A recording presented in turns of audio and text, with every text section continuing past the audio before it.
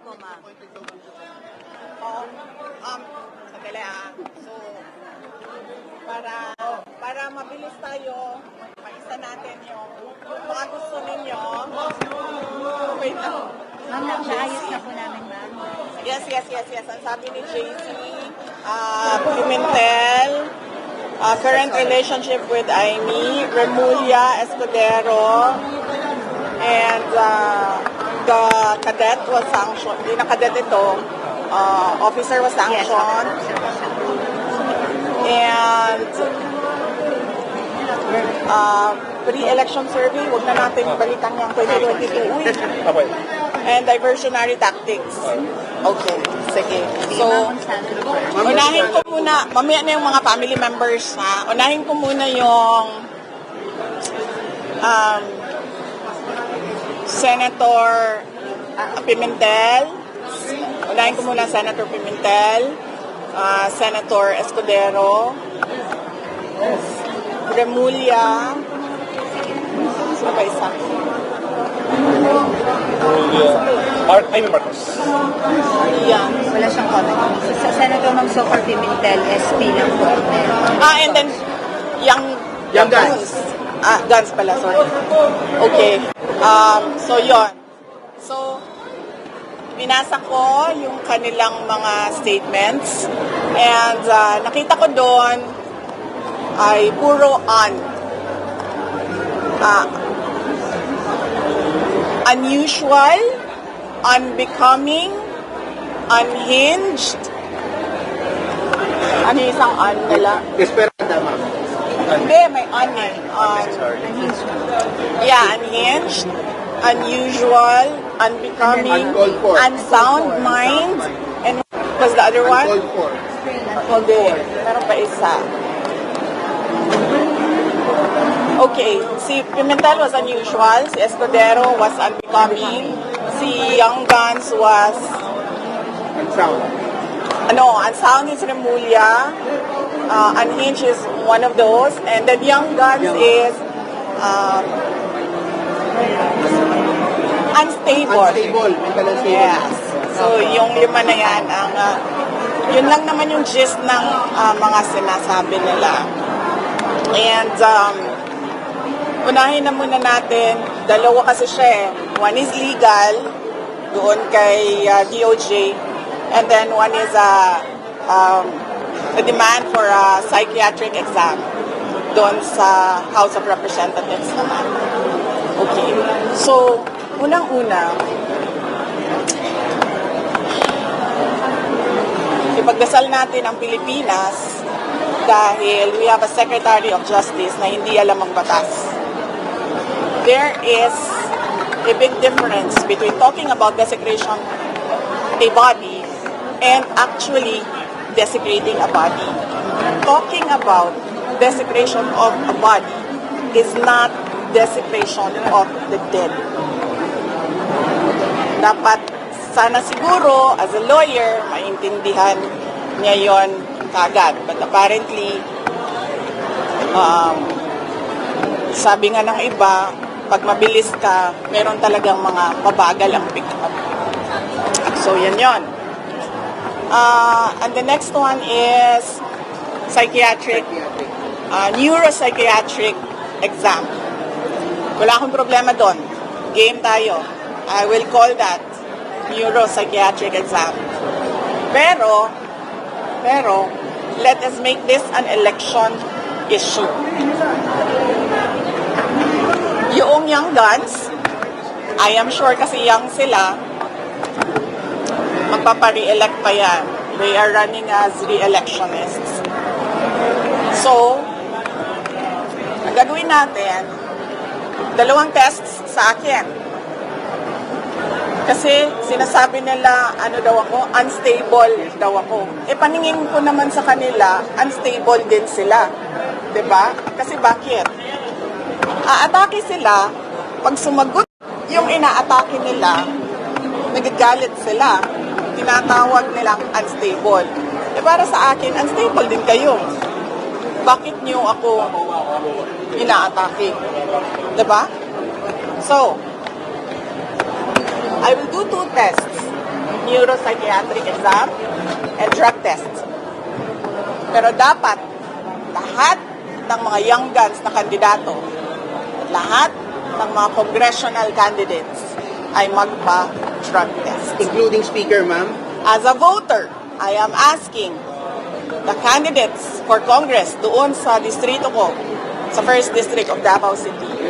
Now, dalawa lang yung maalala ko ngayon, but I'm sure meron pang ibang kandidato. Maalala ko si Margarita Nograles and si Paulo Duterte. And as a voter, I demand na magpa-drug test sila. At kayong lahat, mga kababayan, as voters, you demand na magpa-drug test ang mga congressional candidates niyo. Dahil kung unstable ako, sa paningin ko, unstable din sila. So, bakit ka naman magagalit kung ang inaatake mo ay sumasagot? Diba? Yes? Red? Yes, ma'am. Okay ka dyan? Yes, ma'am. Okay, sige. Sandro. So, okay tayo dyan. Ano problema dyan? Yan ang demand ko, ha? 2 test sa akin, isa lang sa kanila. O, dihado pa ako. Pero ma'am, sinasabi niyo rin na unstable sila, so dapat meron din silang neuropsychiatric test. Hindi, pinapadali ko na lang kasi sa kanila eh. Kasi, diba? Para madali tayo. So we call on the Philippine Medical Association, the Philippine Psychiatric Society siguro, is it called that way, to set the guidelines para sa amin lahat. Okay? Lahat ng butante mag-demand ng drug test sa ating mga congressman candidates kasi unstable din sila. Saan po dapat gawin ang drug test, ma'am? Sa private hospital o sa public hospital? We need independent third-party hair follicle testing. That is why we are asking the help of PMA. Tulungan nyo kami to set the guide. Kailan nyo ma'am gusto mangyari yung test? Pag kinol na nila, okay na tayo. Hindi pwedeng 3 months after, ha, kasi hindi magdodroga yan ng 3 months tapos na yung testing nila. So anytime? So dapat Dapat ngayon na. Ayun na. Ayun na. Magpa-drug test tayong lahat at dagdagan ko ang sa akin neuropsychiatric game. Tayo dyan. Ma'am, what if po ma'am sabihin ng young guns na you're just bluffing too much? I'm not bluffing. Pangalan ko nakataya dito. Nandiyan kayo lahat nakikinig at nakita na nagsabi ako. I'm not bluffing. Ma'am, may ganito ng resume for si Congressman Colong pero wala man lang isang... Diba? Oh. Diba? Ayaw nila magpa-drug test. Bakit kaya? So hanggang congressional lang, ma'am. Yes. So yan. Okay ako. Wala tayong problema dyan. I will do your neuropsychiatric exam. And mind you, hindi yan first time. Naka-neuropsychiatric exam na ako dati nung nag-apply ako as PAW lawyer. And naka-neuropsychiatric exam na ako in a court case. So, pangatlong neuropsychiatric exam ko na ito na kung sakasakali, pag-i-call nila ang DARE ko. Drug test sa inyo, dalawang test sa akin. Yes. So, unstable, unhinged, unbecoming,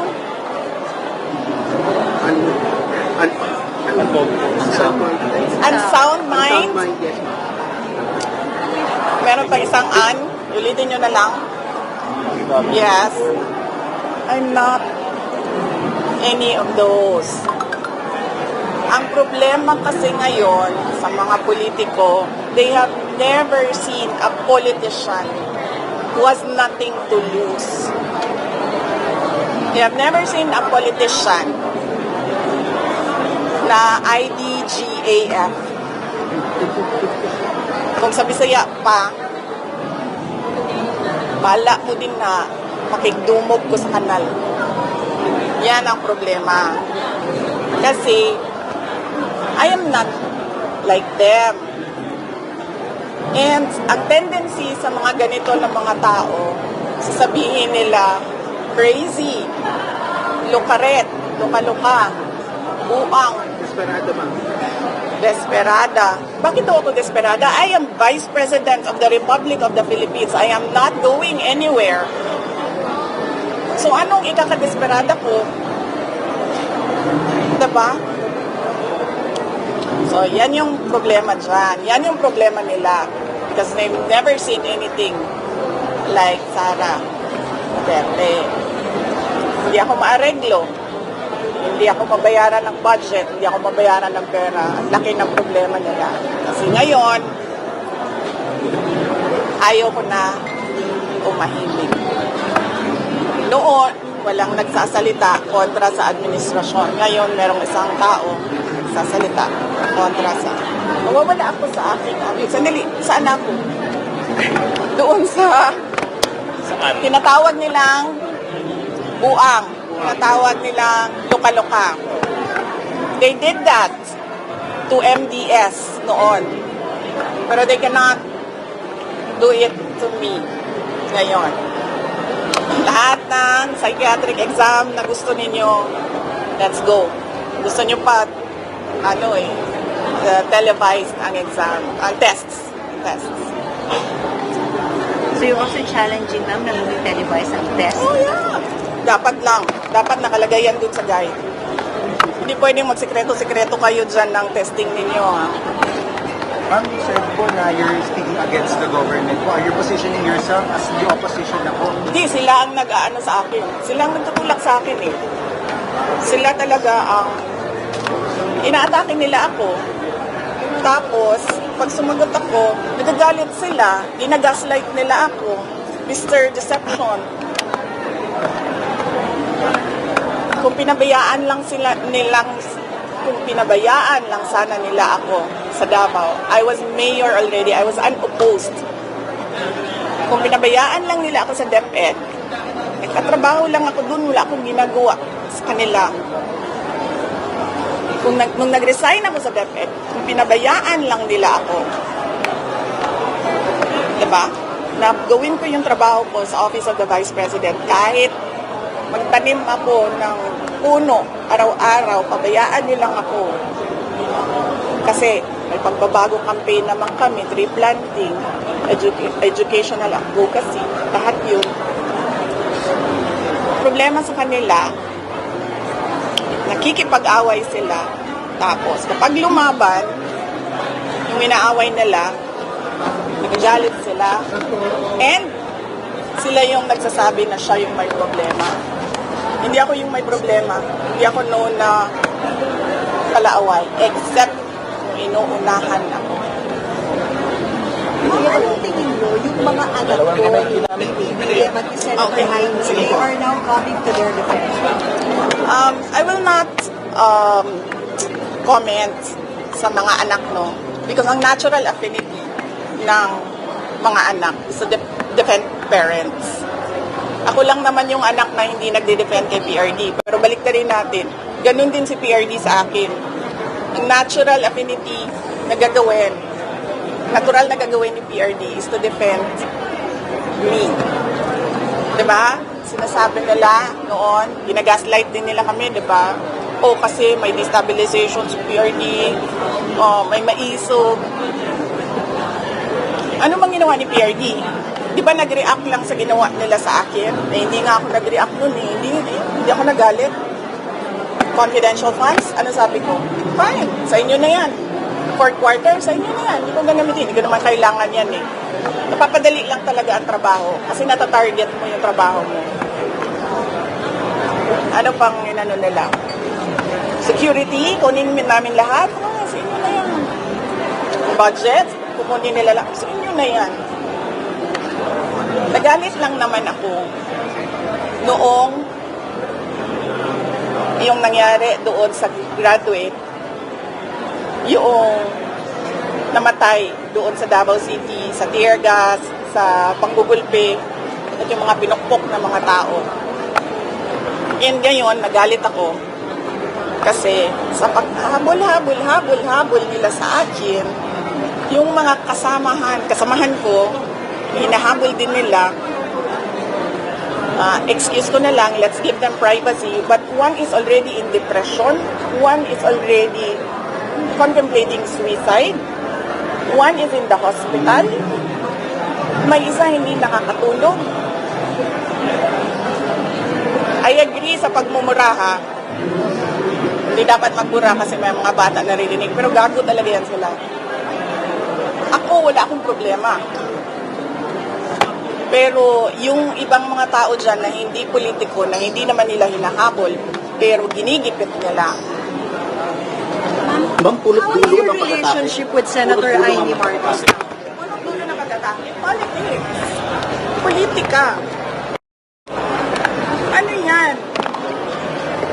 Sinabi ko sa inyo, perpetuation in power yan. Gusto ko sana i-take up si Martin Romualdez pero nag-promise ako sa inyo, di ba, na another time si Martin. Oo, sa susunod na. Ma'am, yun nga po politika. Sabi po kasi ni Governor Matthew Manoto na pinersonal daw nyo yung dapat sana'y politika lang. I-review nyo. Ayoko na banggitin eh. Lahat ng pagmemersonal nila sa akin. Pero i-review ninyo lahat ng ginawa nila sa akin. Sila ang nauna. Kayo ang nauna. Bakit? Because of envy and jealousy. Yan lang sisira sa bansa natin eh. Ma'am, are you talking here? Sa akin, alam mo yung confidential part. Hindi. Nagsimula ito pag-resign ko sa Lakas. Diba? Remember? Sinabihan ko siya. Martin. O, sa ibang araw na. Kasi madami na kayong material. Ma'am, for the record, what is your relationship status with Senator Amy Marcos? And nag-usap na po ba kayo after that? After nung press con, tinext ko siya. And she was cold. Cold. Malamig. And then, meron siyang sinabihan ng common friend namin na naiinis siya sa akin at kay BBM.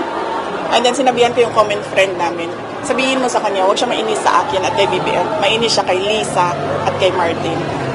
Ma'am, pero ano ba, friendship over na ba kayo ni Senator Amy? Or ano ba, it's just a place? No, hindi ko alam. I cannot speculate on what will happen tomorrow. But as far as you are concerned, at ano si Senator Amy sa inyo? Para sa akin, she's a senator, she's a friend. I did not attack her. Alam niyo kasi ito si Remulla, nandun siya sa legal desecration of the dead. Sabi ko nga kanina, di ba? Talking about desecrating a body is not desecration of the dead. It is not illegal. It is taboo. Tabu siya.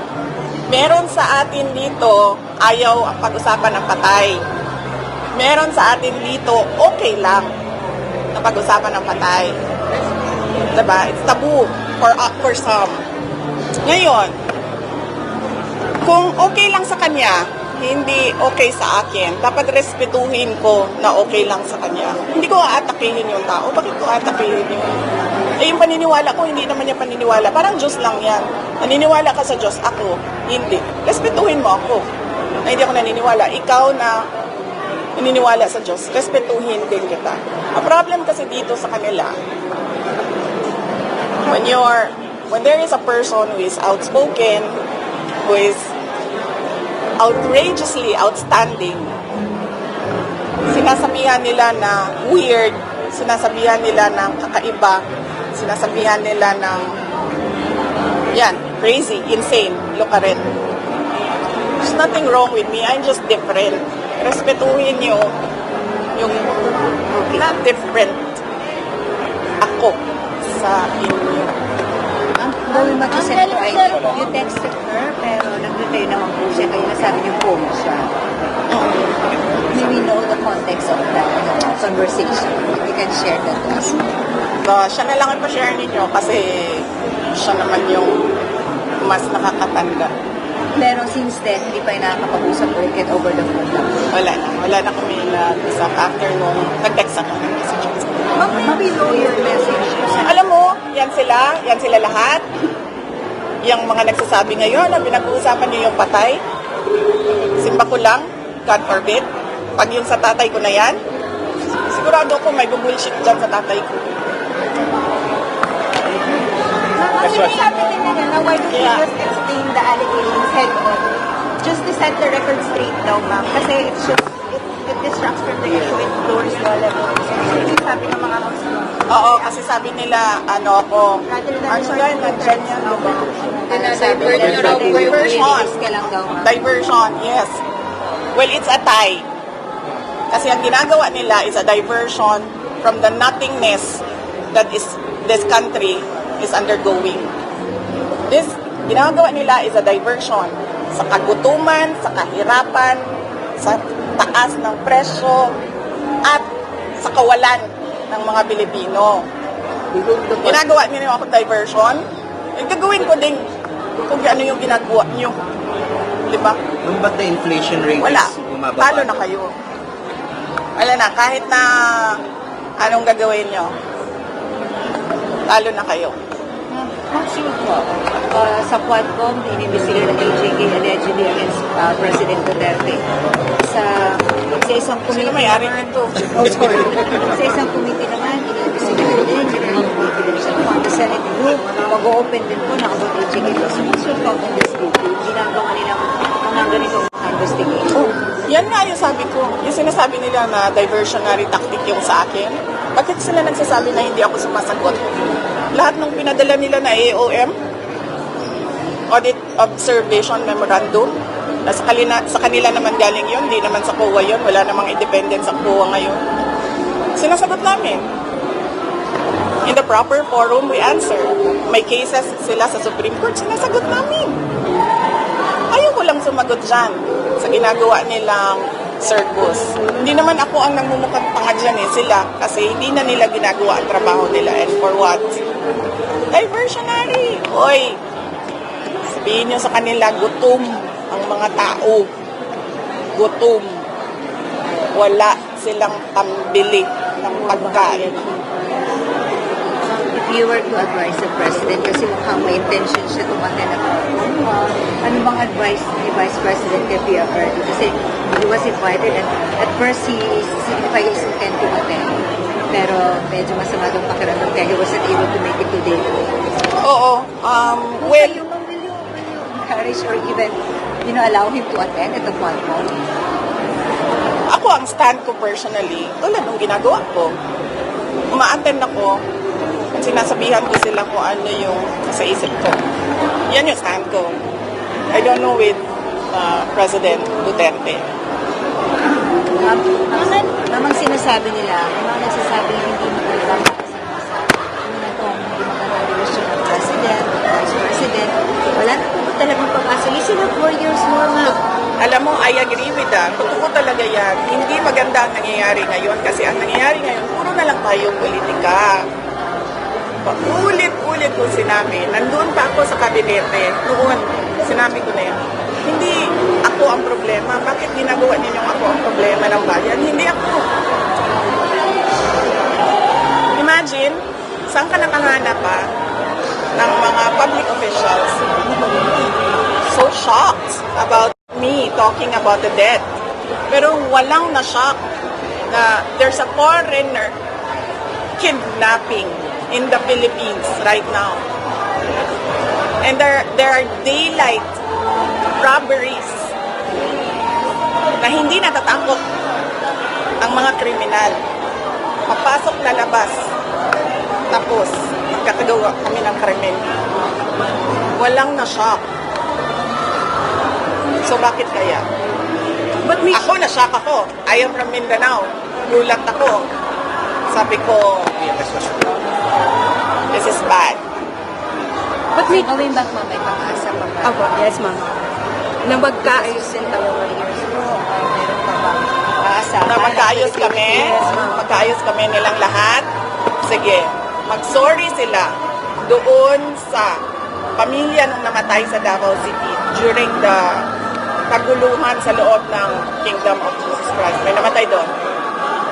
Sorry sila sa pamilya doon. Mag-sorry sila sa lahat ng tinir gas nila, pinukpok nila at binugbog nila sa Tamayong at sa KOJC. Mag-sorry sila sa lahat ng hindi nakakatulog ngayon kasi pinapatawag nila paulit-ulit dyan sa House of Representatives. Hindi lang sorry na, oh, sorry ah. Hindi. Pangalanan nyo lahat, sorry kayo sa kanila. Pag-isipan ko, kung papatawarin ko kayo, pag-isipan ko pa lang yun. No? Ma'am, Ma'am, yes, kayo ni PDM. Kelly Momborajo. Pinatawan ng EFP ng parusa yung pagdating ng PDP dahil hindi raw ito karaniwang ginagawa at hindi raw Oo.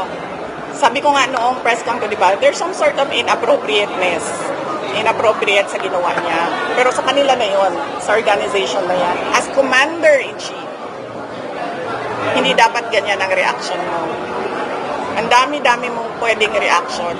Pero hindi dapat na pinagtatawanan ninyo ang bata. Especially ang bata who swore to give his life to this country.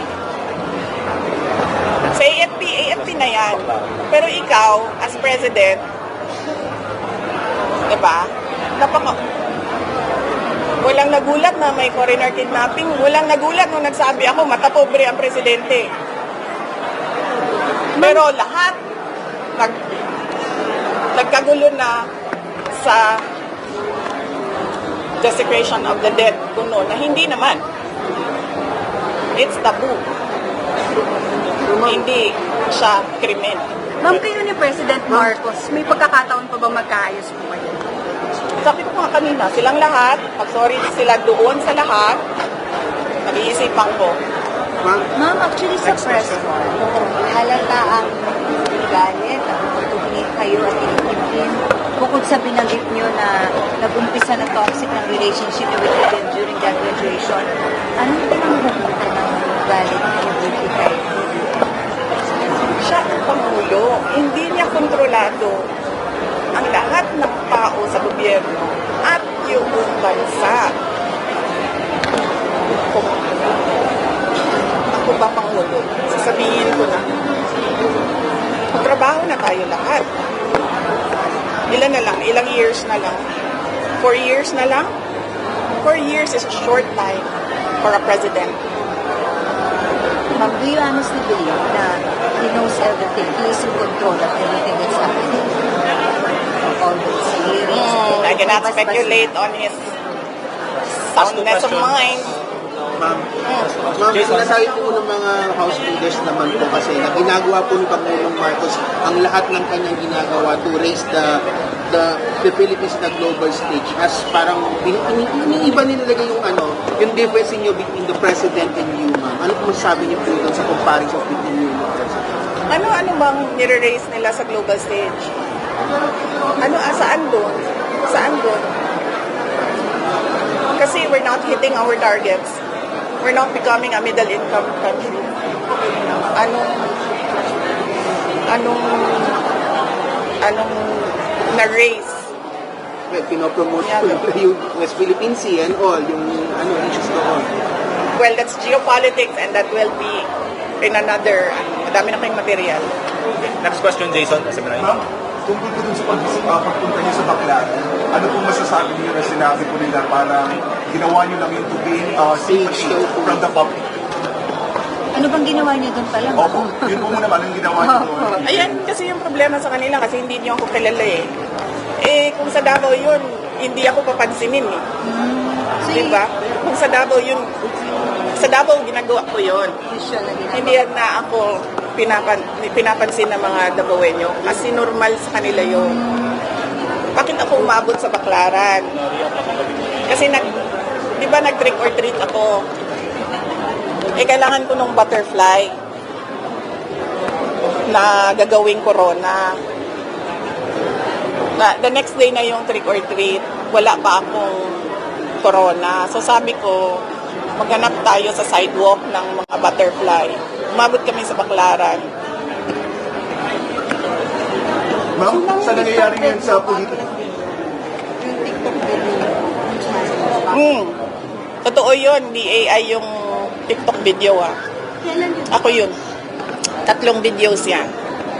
Sabi nung kasama ko, sabi niya, content creator na ako. Sabi niya, pwede mo bang tulungan yung account ko? Para kumita. Oo. Well, hindi ko alam kung paano kumita. Pero sinabi niya, content creator ako. Kasama namin yun. Pwede mo ba ako tulungan? Sabi niya, i-promote mo yung account ko. And then sinabihan ko siya, anong kailangan ko gawin? Sure, sabi ko, maliit na bagay. Anong kailangan ko gawin? Sabi niya, sumayaw ka lang. So, tinuruan nila ako, and then sumayaw. When was Ma'am, sa that? nangyayari po ngayon sa politika, ano yung payo natin sa ating mga kababayan? Ang payo ko sa mga kababayan natin, sa mga nangyayari sa politika ngayon, ay mag-demand kayo sa mga kandidato sa susunod na taon na eleksyon. Mag-demand kayo sa kanila. Anong nagawa nyo? Anong plano nyo? Magpa-drug test kayo. O sige, extend na natin. Magpa-neuropsychiatric exam kayo. Mag-demand kayo sa mga kandidato. Last question from Reuters. VP, from Reuters po, speaking of elections, bakit hindi tumakbong mayor si former President Duterte and then bakit walang Duterte sa mga senatorial lines? Tumakbo siyang mayor. Si PRD. Tumakbo siya. So, sa senatorial elections, bakit walang senatorial lines? Oo, hindi ko alam. Ang pagtakbo kasi, it's a personal decision. So, hindi ko alam bakit walang tumakbo sa kanila as senator. Thank you. Ma'am, your message na lang to the Filipino people, lalo dito mga medyo na di-discarded dahil nga po because hindi niyo pagkakaunawaan PBBM, ma'am. So, what can you assure the Filipino people? Okay, ang unahin ko muna ay yung mga nasa gobyerno na tulad ko, magtrabaho tayo. Magtrabaho tayo kung ano yung mandate natin sa opisina natin, gawin natin yun. Yun ang expectation ng mga tao. Sinasabi ko, ulitin ko, hindi ako ang problema, pero ako yung ginagawa ninyo ng problema. Ang totoong problema, kawalan, kahirapan, kagutuman, kriminalidad, terorismo, insurgensiya, lahat ng kung ano ang problema 10 years ago, 20 years ago, nandito pa rin sa ating bayan. Magtrabaho tayo. At sa ating mga butante, mag-demand kayo sa mga kandidato ngayong darating na eleksyon na labas and beyond sa pera na binibigay nila sa inyo na pambili ng boto. Ano ba talaga ang magagawa nila para sa inyong lugar, para sa ating bansa? At demand nyo yung drug test at neuropsychiatric test ngayon na. And then, to the Filipino people, sa lahat ng aking mga kababayan, hindi tayo uusad kung puro korupsyon, politika, at pang-aatake ang gagawin ng gobyerno. Ang ginagawa ng gobyerno, they silence people talk about the truth, the harsh truth. Kaya dapat ay i-demand nyo sa gobyerno, magtrabaho kayo sa amin. Demand nyo yan sa amin, magtrabaho kayo. Para we see a better Philippines in the next year and in the years to come. As I said, I am nothing of unstable, unbecoming, unsound mind. I am just unforgiving, unyielding, and unbowed. Okay. Thank you, Obit Media. Thank you, ma'am. Ma'am, seats. Bye-bye, Mike. Bye-bye, Mike.